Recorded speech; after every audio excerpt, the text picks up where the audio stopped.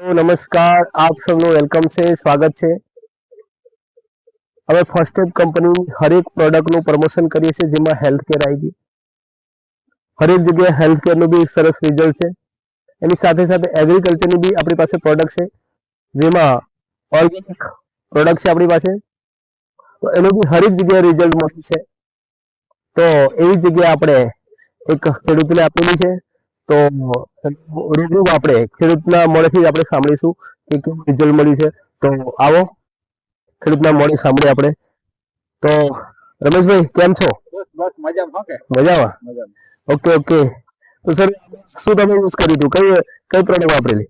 આમાં સાહેબ છે ને ફર્સ્ટ સ્ટેપ સોઇલર okay okay, organic soil food, okay organic.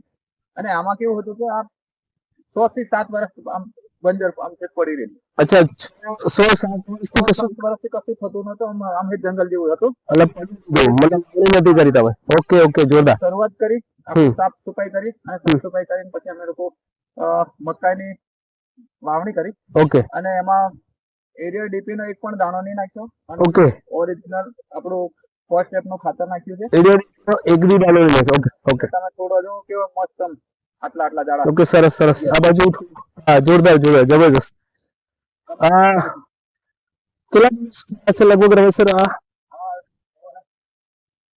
સરસ છે। 13મો દિવસ થાય આજે। ઓકે ઓકે, 13 દિવસમાં જબરજસ્ત તમારા મકાઈનો એકદમ ખુલી ગયા છે, એકદમ ગ્રીન શાખા છે ને, જબરજસ્ત રિઝલ્ટ છે। ખેડૂત જાતે જ બોલે છે।